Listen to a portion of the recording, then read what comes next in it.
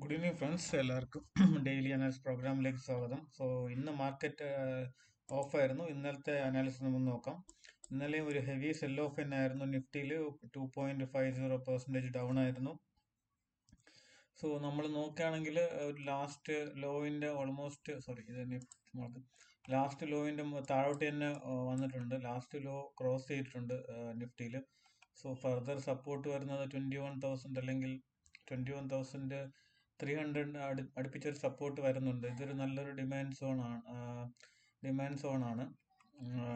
But അതിന് മുന്നേ ഒരു റിവേഴ്സ് ഉണ്ടാവും അറിയത്തില്ല. ബട്ട് മാർക്കറ്റ് വളരെ ഹൈലി സോൾഡ് ഓഫ് കണ്ടീഷനിലാണ് നിൽക്കുന്നത്. എപ്പോൾ വേണം ഒരു ബൗൺസ് ബാക്ക് വരാം. ഇത് 2.5 ഡൗൺ ആയിരുന്നു. ബാങ്ക് നിഫ്റ്റി ഓൾറെഡി ഒരു വളരെ ഡൗൺ ട്രെൻഡിലായിരുന്നു. ഒത്തിരി നെഗറ്റീവ് ന്യൂസ് ഉണ്ടായിരുന്നു. HDFC ബാങ്കിന്റെ ന്യൂസ് ഉണ്ടായിരുന്നു, മാനേജ്മെന്റ് ചേഞ്ചിൻ്റെത്. പിന്നെ ഓൾറെഡി ഒരു RBI ഒരു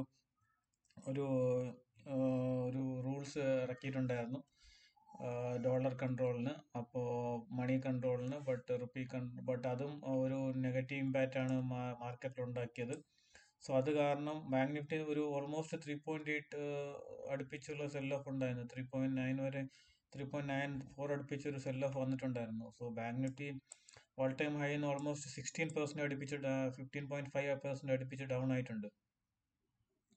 ബാങ്ക് നിഫ്റ്റി ഇനി ഫർദർ 50,000 വരാണെങ്കിൽ നമുക്ക് ഈ ഒരു റേഞ്ച് 47,000 അടുപ്പിച്ച് അല്ലെങ്കിൽ ഈ ഒരു 49,000 അടുപ്പിച്ച് സപ്പോർട്ട് കാണുന്നുണ്ട്. ഇവിടെ വരെ വന്നാൽ പിന്നെ അവിടെ നിന്ന് ഒരു സ്ലോലി റിവേഴ്സൽ നമുക്ക് നോക്കാം. ബട്ട് ഇതൊരു ഷാർപ്പ് സെൽ ഓഫ് ആണ് ബാങ്ക് നിഫ്റ്റിയിൽ ഉണ്ടായിട്ടുള്ളത്. നമ്മൾ മന്ത്ലി ക്യാൻഡിൽ നോക്കുകയാണെങ്കിൽ ഒരു ഹെവി സെൽ ഓഫ് ആണ്. മനസ്സിലാവുന്നില്ല ഞങ്ങൾക്ക്? ഒരു ഹെവി സെൽ ഓഫ് ആണ് ബാങ്ക് നിഫ്റ്റിയിൽ ഉണ്ടായിട്ടുള്ളത്. നമുക്ക് ഫർദർ എങ്ങനെയാണ് സപ്പോർട്ട് എടുക്കണമെന്ന് നോക്കാം.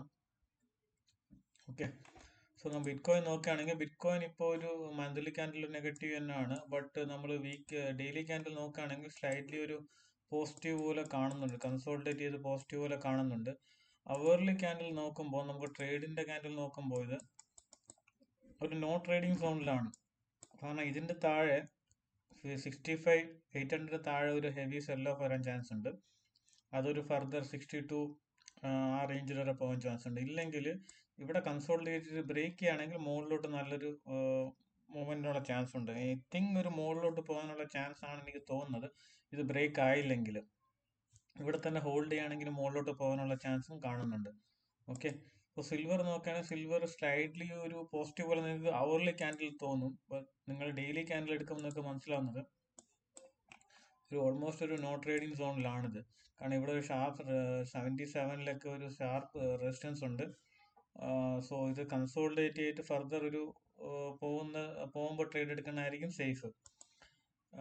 ഗോൾഡ് ആയാലും ഒരു ഡബ്ല്യു പാറ്റേൺ പോലെ കാണുന്നുണ്ട്. ബട്ട് ഇതെല്ലാം ഒരു നെഗറ്റീവ് ഏരിയയിലാണ് നിൽക്കുന്നത് ഗോൾഡ്. അതാണ് ഒരു ട്രേഡ് എടുക്കാനുള്ള ഒരു ബുദ്ധിമുട്ട്. നമ്മൾ അവർലി ക്യാൻഡിൽ നോക്കുകയാണെങ്കിൽ ഇന്നലെ ഒരു ട്രേഡ് ഇവിടെ ഉണ്ടായിരുന്നു. ഇത് നിങ്ങൾക്ക് ഇവിടെ ഒരു ട്രേഡ് എടുക്കാമായിരുന്നു. ബട്ട് ഇവിടെ എടുത്തിരുന്നെങ്കിൽ നല്ലൊരു 200 പോയിന്റ് കിട്ടിയേനെ. ബട്ട് ഇപ്പോൾ ഒരു നോ ട്രേഡിംഗ് സോണിലാണ്. കാരണം ഇതൊക്കെ ഒരു റെസിസ്റ്റൻസ് ആണ്.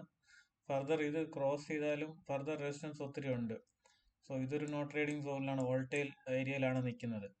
US ഓയിൽ നോക്കുകയാണെങ്കിൽ US ഓയിൽ പിന്നെയും ഹയർ ലെവലിലോട്ട് പോവുകയാണ്. 120 അടുപ്പിച്ച് ഹൈ ഉണ്ടായിരുന്നു. ബട്ട് ഇപ്പോൾ 103 ആണ്.